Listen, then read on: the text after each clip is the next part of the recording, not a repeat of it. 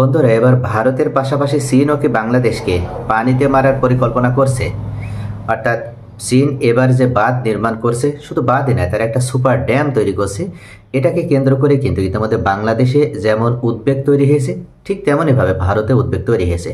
তবে এই ড্যামের মাধ্যমে আসলে চীন কি ভারতকে যতটা ক্ষতিগ্রস্ত করবে, তার থেকে বেশি কি বাংলাদেশ ক্ষতিগ্রস্ত হবে, এই বিষয়টি নিয়ে আজকের ভিডিওতে আমি আলোচনা করব।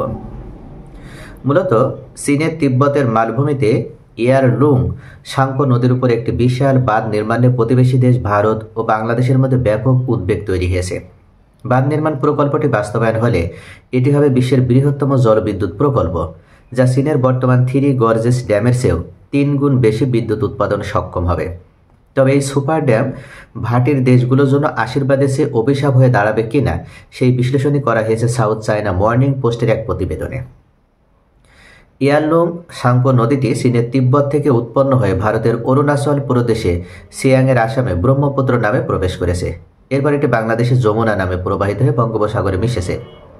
এই অভিন্ন নদীর উপর চীনের একক নিয়ন্ত্রণ প্রতিষ্ঠা হলে ভারত ও বাংলাদেশের উপর তার মারাত্মক বিরূপ প্রভাব পড়বে, ইতিমধ্যে বিশ্লেষকরা আশঙ্কা করেছে। বর্ষা মৌসুমে চীন যদি বাঁধ থেকে বিপুল পরিমাণ পানি ছেড়ে দেয়, তবে অরুণাচল ও আসামে ভয়াবহ বন্যা দেখা দিবে। শুষ্ক মৌসুমে চীন পানি আটকে রাখলে ব্রহ্মপুত্রের প্রবাহ মারাত্মকভাবে কমে যাবে, যা কৃষি, নৌ চলাচল এবং জীববৈচিত্র্যের জন্য বিপর্যয় ডেকে আনবে। যেহেতু বাংলাদেশ এই নদীর ভাটির শেষ দেশ, তাই ভারতের উপর পড়া যে কোনো প্রভাবে সরাসরি বাংলাদেশও আক্রান্ত হবে। পানির প্রবাহ কমে গেলে বাংলাদেশের উত্তরাঞ্চলে মরুকরণ আরও তীব্র হতে পারে এবং বর্ষায় পানির ঝুঁকি বাড়বে। চীনের হুয়াই বিশ্ববিদ্যালয় এবং পানি মন্ত্রণালয়ের একটি যৌথ গবেষণা ভিন্ন একটি চিত্র তুলে ধরেছে। তাদের মতে এই ধরনের বাঁধ নদীর পানি ব্যবস্থাপনার ইতিবাচক ভূমিকাও রাখতে পারে। 2014 সাল থেকে ইয়ারলুং সাংপো নদীর উপর নির্মিত দুটি বাঁধ জ্যাংমো ও জিয়াসা থেকে পাওয়া তথ্য বিশ্লেষণ করে গবেষকরা দেখিয়েছেন, শুষ্ক মৌসুমে নদীর পানির প্রবাহ প্রায় 50% বৃদ্ধি পেয়েছে, কারণ সংরক্ষিত পানি ছাড়া হয়েছে। বর্ষা মৌসুমে বাঁধগুলো অতিরিক্ত পানি ধরে রাখায় ভাটিতে বন্যার চাপ কিছুটা হলেও কমেছে। এই গবেষণা অনুযায়ী বাঁধগুলো নদীর পানির প্রবাহকে নিয়ন্ত্রণ করে শুষ্ক মৌসুমে পানির প্রাপ্যতা বাড়াতে এবং বর্ষায় বন্যার প্রকোপ কমাতে সহায়ক হবে। তবে চীনের গবেষকরা নিজেরাই স্বীকার করেছেন, বিষয়টি এত সরল নয়। জলবায়ু পরিবর্তনের কারণে হিমালয়ের পরিস্থিতিও দ্রুত বদলাছে। উষ্ণতা বাড়ার কারণে হিমবাহ আগের চেয়ে দ্রুত গলছে, যা নদীর পানির পরিমাণে অস্থায়ী বৃদ্ধি ঘটালেও দীর্ঘমেয়াদে পানির উৎসকে ঝুঁকিতে ফেলবে। নদীর পানির তাপমাত্রা বাড়ছে, শীতকালে পানি আগের চেয়ে ঠান্ডা এবং গ্রীষ্মে বেশি উষ্ণ থাকছে, যা মাছসহ বিভিন্ন জলজ প্রাণীর প্রজনন ও জীবনচক্রেও নেতিবাচক প্রভাব ফেলবে। ইয়ারলুং সাংপো ব্রহ্মপুত্র অববাহিকা কেবল পরিবেশগতভাবেই নয়, ভূ রাজনৈতিকভাবে অত্যন্ত সংবেদনশীল। এই নদীর উপরে চীনের যে কোনো পদক্ষেপ ভারত ও বাংলাদেশের জন্য জাতীয় নিরাপত্তার প্রশ্ন হয়ে দাঁড়াতে পারে। গবেষকরা পরামর্শ দিয়েছেন, এই নদীকে কেন্দ্র করে শুধুমাত্র কারিগরি বা অর্থনৈতিক দিক বিবেচনা না করে পরিবেশগত সুরক্ষার উপর সর্বোচ্চ গুরুত্ব দিতে হবে। অববাহিকার সব দেশের মধ্যে তথ্য বিনিময়, যৌথ গবেষণা এবং একটি সমন্বিত নদী ব্যবস্থাপনা পরিকল্পনা প্রণয়ন করাও জরুরি।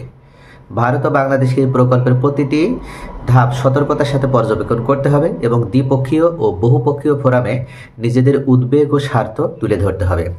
টেকসই নদী ব্যবস্থাপনার মাধ্যমে সব দেশের ন্যায্য অধিকার নিশ্চিত করা না গেলে এই সুপার ড্যাম আঞ্চলিক স্থিতিশীলতার জন্য একটি বড় হুমকি হয়ে উঠবে। তো প্রিয় ভিউয়ার্স, পক্ষে বিপক্ষে কিন্তু বিভিন্ন মতামত দিলেও বাস্তবতা হচ্ছে চীন যে ইয়াংলো নদীর উপরে যে বাঁধটা দিচ্ছে, অর্থাৎ ইয়ারলুং সাংপো নদীর উপরে, এক কথায় এটা ব্রহ্মপুত্র বা যমুনা নদী যেটা আমরা বলি না কেন, চীনের মূল উদ্দেশ্য হচ্ছে পাকিস্তানকে সাপোর্ট দেওয়া। যেহেতু সিন্ধু নদীর উপরে একচ্ছত্র আধিপত্য বিস্তার করার মাধ্যমে ভারত পাকিস্তানকে পানিতে মারার পরিকল্পনা করছে, ঠিক তখনই এই সুপার ড্যাম তৈরির ঘোষণা দিল চীন এবং তাদের উদ্দেশ্য ভারতকেও শায়েস্তা করা বা ভারতকেও কিন্তু একটা চাপে রাখা। ভারত যদি দক্ষিণ এশিয়ায় আধিপত্য বিস্তার করার নামে পাকিস্তানকে যদি পানি যুদ্ধে পরাজিত করতে চায়, তাহলে ভারতকেও কিন্তু চীনের মুখোমুখি হতে হবে এবং চীন ভারতকে এইভাবে পানি যুদ্ধে তারা কোণঠাসা করার চেষ্টা করবে। যেহেতু পক্ষে বিপক্ষে বিশ্লেষকের মতামত দিয়েছে, তাই এটা সম্পূর্ণভাবে নির্ভর করবে চীনের উপরে। চীন যদি শুষ্ক মৌসুমে পানি ছাড়ে, সেক্ষেত্রে ভাটির দেশগুলো উপকার পাবে, আর যদি বন্যা মৌসুমে অতিরিক্ত পানি ছেড়ে দেয়, তাহলে ভাটির দেশগুলো ক্ষতিগ্রস্ত হবে। তাই এখানে চীনেরই আধিপত্য থাকছে। তো প্রিয় ভিউয়ার্স, চীন কিন্তু একচ্ছত্রভাবে অর্থাৎ আধিপত্যবাদী মানসিকতা নিয়েই যে এই বার্তা তৈরি করছে এটা নিশ্চিত। চীন চাচ্ছে বাংলাদেশকে এক্ষেত্রে রক্ষা করতে এবং ভারতের উপরে বাড়তি চাপ তৈরি করার মাধ্যমে দক্ষিণ এশিয়ায় ভারত যেভাবে এতদিন তারা প্রভুত্ববাদী চালাতে চেয়েছে বা বাংলাদেশ এবং পাকিস্তানের বিরুদ্ধে তারা বিভিন্নভাবে কৌশল অবলম্বন করে পানিতে মারার চেষ্টা করেছে, অন্তত এই জায়গা থেকে যেন ভারতও শিক্ষা নিতে পারে এবং ভারত যেন এই দেশগুলোর সাথে সহ অবস্থান গড়ার মাধ্যমে একটা সুন্দর সম্পর্ক গড়ে তুলতে পারে, এটা নিশ্চিত করাই মূলত চীনের উদ্দেশ্য।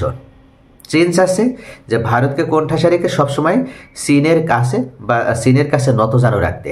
তো প্রিয় ভিউয়ার্স, আপনাদের মূল্যবান মতামত কমেন্টে জানান। সকলে ভালো থাকুন। Thanks for watching.